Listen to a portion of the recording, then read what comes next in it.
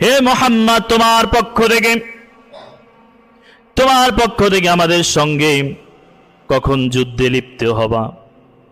আমার বন্ধুগণ, আমার ভাইয়েরা, বারবার যখন যুদ্ধের জন্য খ্রিস্টানগুলি ডাকছিল, নবী করিম সাল্লাল্লাহু আলাইহি ওয়াসাল্লাম তার সেনাপতিদেরকে তৈরি করেছেন। সেনাপতিদেরকে তৈরি করতেছিলেন।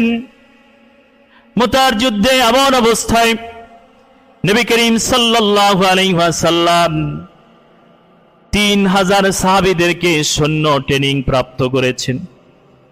আমার বন্ধুগণ, আমার ভাইয়েরা, ওই জায়গার ভিতরে খ্রিস্টান সহ ওই জায়গার ভিতরে মুতার প্রান্তরে 1 লক্ষ তো তারাই সৈন্য, আর খ্রিস্টান আশেপাশে যতগুলি গোত্র ছিল তারাও বলছে তোমাদেরকে আমরা সহযোগিতা করব, মুহাম্মাদের সঙ্গে বিজয়ী হওয়ার জন্য তোমাদেরকে আমরাও সহযোগিতা করব, সুতরাং তোমরাও মুহাম্মাদের সঙ্গে যুদ্ধ করো। 1 লক্ষ হলো তারা, আর 1 লক্ষ হলো আমার বন্ধুগণ, আমার ভাইয়েরা, খ্রিস্টানরা। মোট হলো 2 লক্ষ।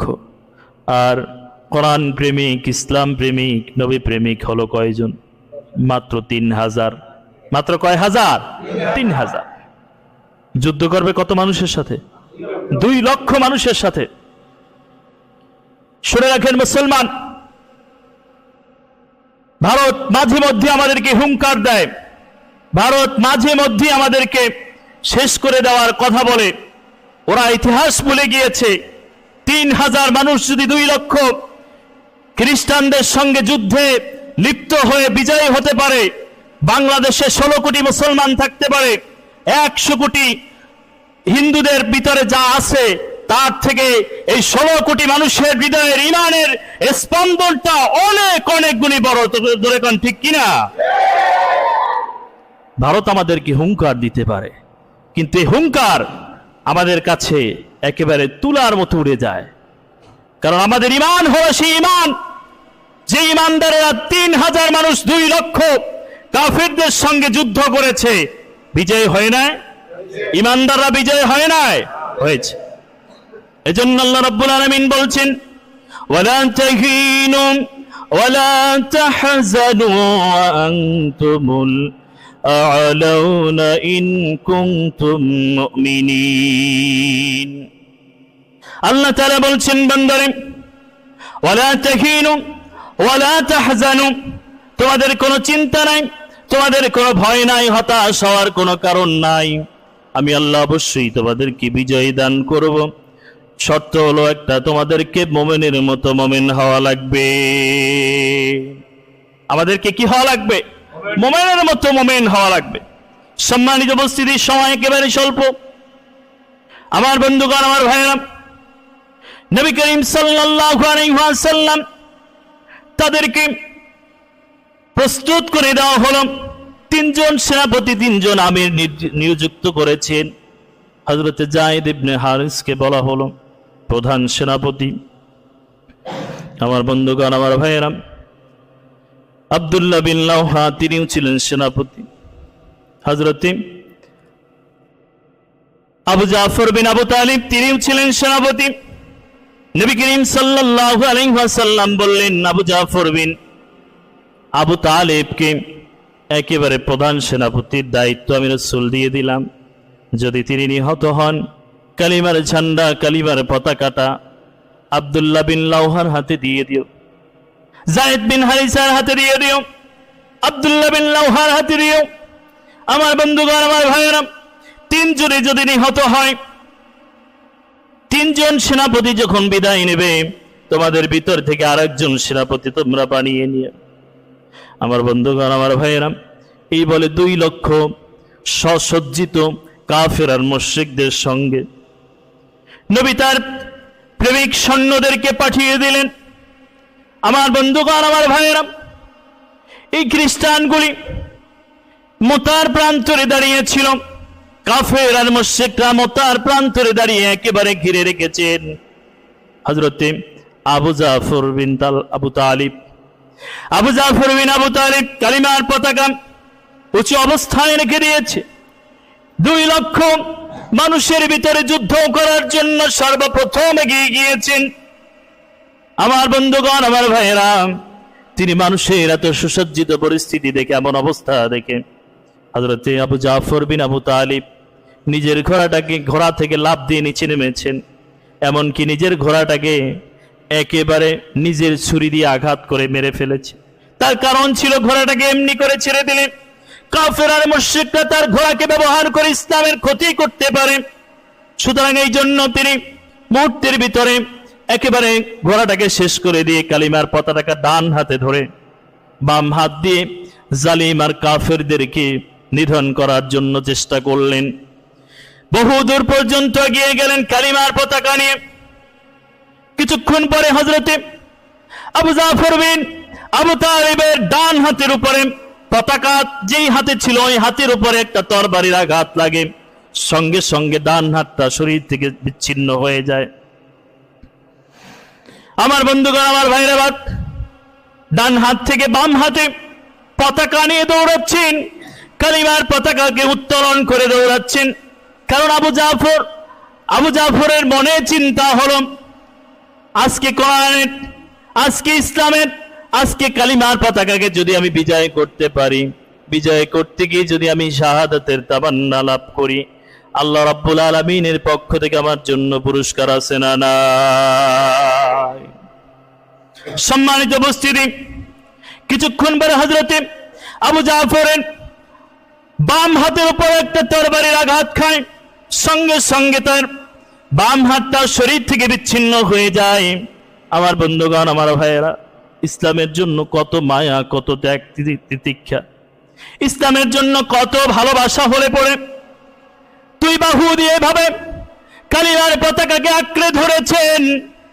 আমার বন্ধুগণ, আমার ভাইয়েরা, কালিমার পতাকাটা আঁকড়ে ধরে দৌড়াচ্ছেন আর দৌড়াচ্ছেন। এমন অবস্থায় শত্রুপক্ষ পিছন থেকে হযরতে আবু জাফর বিন আবু তালিবের মাথার ঘাড়ের উপরে এমন ভাবে আঘাত করে সঙ্গে সঙ্গে আবু জাফর বিন আবু তালিবের একেবারে শরীর থেকে ঘাতটা বিচ্ছিন্ন হয়ে যায়। সঙ্গে সঙ্গে তিনি শাহাদাতের তাবাদ্দা গ্রহণ করেন। আমার বন্ধুগণ, আমার ভাইয়েরা, এরপরে যায়েদ ইবনে হারেসা এমন করে ইন্তেকাল করেন। তাকেও একইভাবে শাহাদাতের তামান্না গ্রহণ করিয়ে দেওয়া হয়। তার তৃতীয় সেনাপতি একই অবস্থায় তিনিও শাহাদাতের বরণ করেন। 3 নম্বর সেনাপতি তিনিও যখন শাহাদাত বরণ করেন, আব্দুল্লাহ বিন লাওহকে দেওয়া হলো তাদের পক্ষ থেকে 3000 মানুষের পক্ষ থেকে 3 জন যখন চলে গেলেন, 4 নম্বর সেনাপতি হিসেবে আব্দুল্লাহ বিন লাওহকে নিযুক্ত করা হলো।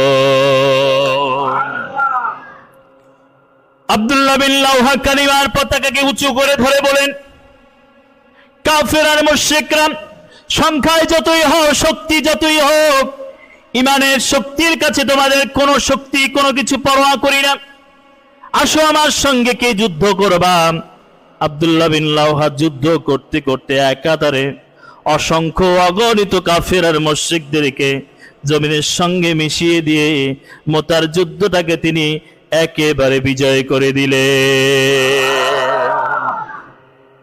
2 লক্ষ মানুষের সামনে কত হাজার মানুষ, মাত্র 3000 মানুষ বিজয় লাভ করেন। আমার বন্ধুগণ, আমার ভাইয়েরা, নবী করিম সাল্লাল্লাহু আলাইহি ওয়াসাল্লামের কাছে চলে এসেছে প্রাণপ্রিয় সাহাবী আবু জাফর বিন আবু তালিব। শাহাদাতের তামান্না গ্রহণ করেছেন, ইন্তেকাল করেছেন। সুতরাং নবী করিম সাল্লাল্লাহু আলাইহি ওয়াসাল্লাম ধীর গতিতে হালকা হালকা পায়ে পায়ে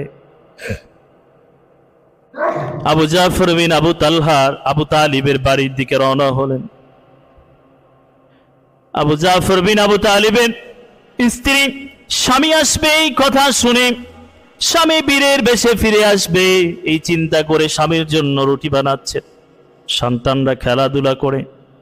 আমার বন্ধুগণ, আমার ভাইয়েরা, আবু জাফর বিন আবু তালিবের স্ত্রী লক্ষ্য করলেন নবী তার বাড়ির দিকে আসছে। কিতাবের বর্ণনায় পাওয়া যায় আবু জাফর বিন আবু তালিবের স্ত্রী সাদা একটা পাতলা কাপড় চেহারার উপরে দিয়ে নবীর সামনে এসে বলছেন, ইয়া রাসূলুল্লাহ, ইয়া হাবিবাল্লাহ, নবী কেন এসেছেন? তিনি বড় একটা চিন্তিত ছিলেন। এমন একটা চিন্তায় বলেন, আমি নবীকে জিজ্ঞেস করতে পারি না আমার জাফরের কথা, কারণ নবী যদি আমাকে দুঃসংবাদ দেয় হয়তো আমি সহ্য করতে পারবো না।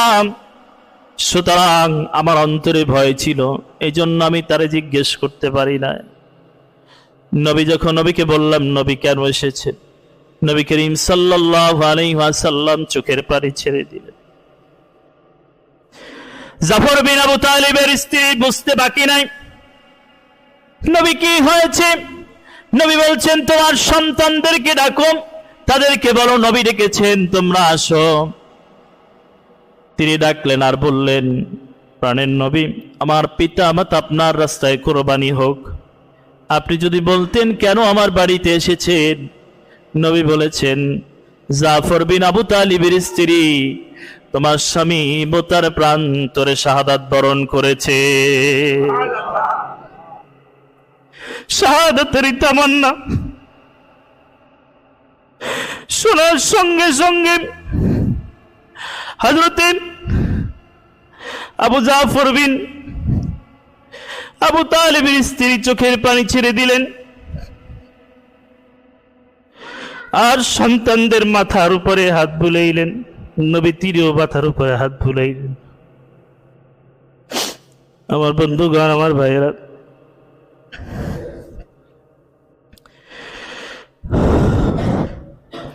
জাফর বিন আবু তালিব ইন্তেকাল করেছেন। স্ত্রী ধৈর্য ধারণ করার জন্য চেষ্টা করলেন, চোখের পানি ফেললেন। আমার বন্ধুগণ, আমার ভাইয়েরা, হযরতে জাফর বিন আবু তালিব এর বর্ণনা করতে গিয়ে হযরতে আব্দুল্লাহ ইবনে ওমর রাদিয়াল্লাহু তাআলা আনহু তিনিও সেই যুদ্ধে সাথী ছিলেন। তিনি বর্ণনা করেন, আমি যখন আব্দুল্লাহ বিন জাফরের হযরতে আবু তালিব বিন জাফরের বডিটা দেখলাম, দেহটা দেখলাম, হাত দুইটা দেহ থেকে ছিন্ন হয়ে গিয়েছে। শরীরের সামনের দিকে একটা দুইটা নয় 50টা তরবারির আঘাত অন্তত রয়েছে।